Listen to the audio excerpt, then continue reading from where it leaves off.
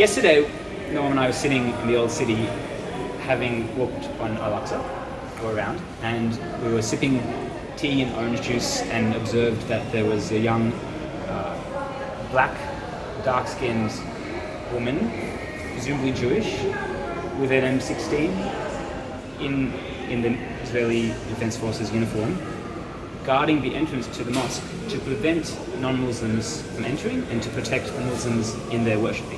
This is an image that is complete with so many layers of meaning that so instantaneously and resolutely dissolve the false narratives about Israel that even to bring people and sit them there and make them watch that would be meaningful.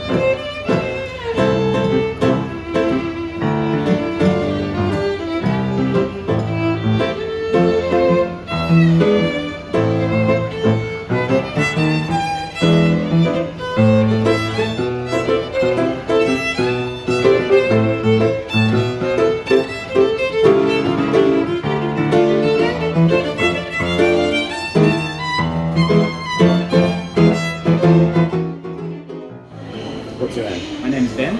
Okay, and Ben, can you explain how we know each other? Yes, so Norm and I studied together at the Sydney Conservatorium of Music. We're both violinists. I'm moonlighting very poorly as a pianist here right now. And I was 4 years ahead, perhaps, approximately, in degrees.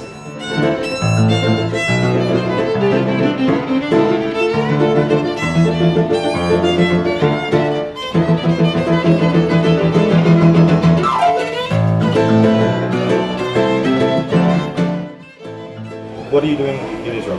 Why are you here? I'm here for, I suppose, the basic reason to visit. I want to see friends like Noam, I haven't seen in a long time, and family. I have half a dozen or so somewhat close family members here.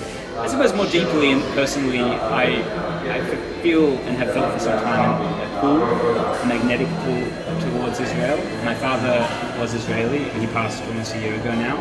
So I suppose one way to make that connection with him more real, now it's more abstract, is to be here and to walk the streets that he walked and to speak the language that he spoke, or try to.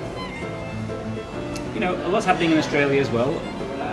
I'm not sure what time you'll be watching this, but currently it's June, that's half a year after the Bondi massacre, in the middle of the Royal Commission Against Anti-Semitism. It's not a great time to be Jewish in Australia.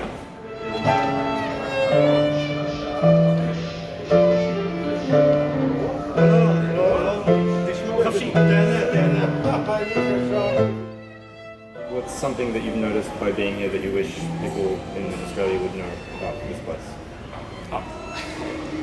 I suppose the broader conversation is how much, number one, Israel is a real country. It's not that is fake that people like to talk about. Like it's messy and crazy and chaotic and delicious and exciting. But you know, despite the dysfunction in many ways as many countries have, especially in this part of the world, it functions. It's a real thing. It's living and breathing. It's a real. You can't control Z that. You can't undo that. It's done. The deed is done.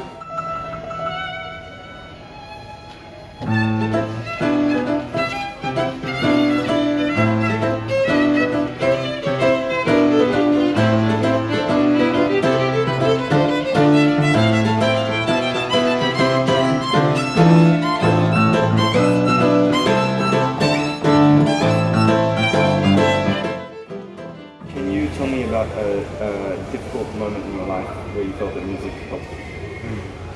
I think music brings back, sometimes in a thudding abrasive manner brings us back to our reality. So when my father died, he used to like to sing Abi El Melech, and in the last week at the hospital we sang that song to him. I don't think it made it any easier, but I suppose it did make the grief more real, as you can probably see in my face now. And I suppose I'm grateful to music because I can imagine in the absence of that one tune, there'd be more distance and less true grief. And I think you have to grieve when you lose someone.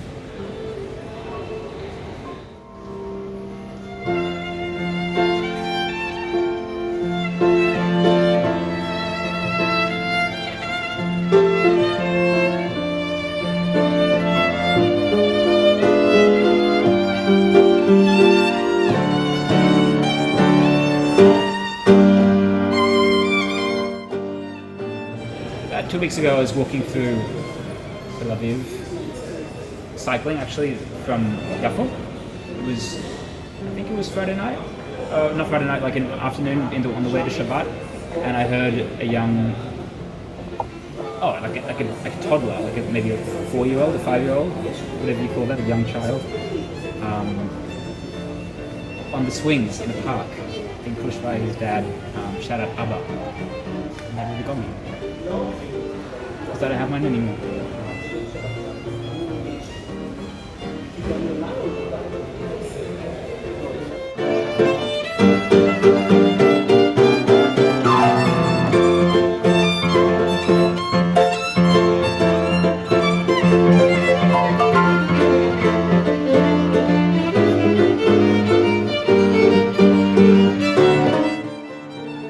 Tell me one dream in your life that you've achieved and one dream that you feel you've yet to achieve. Sure.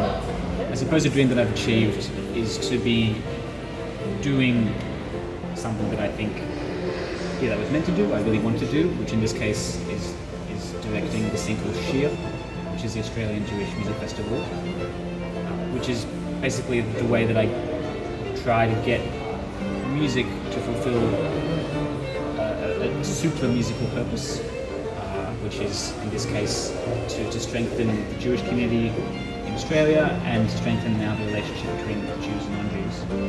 I've always wanted to believe that music could in some small way change the world. It sounds hubristic, but I did want to believe it as a teenager, and now I'm back in a small way doing that a bit.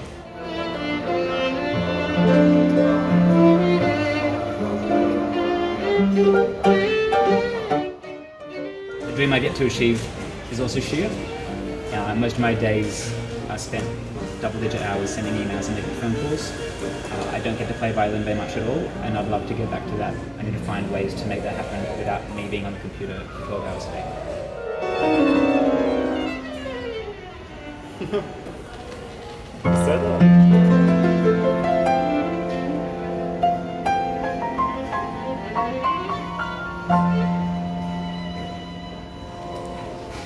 Wow, man. Sorry. Every time I forget.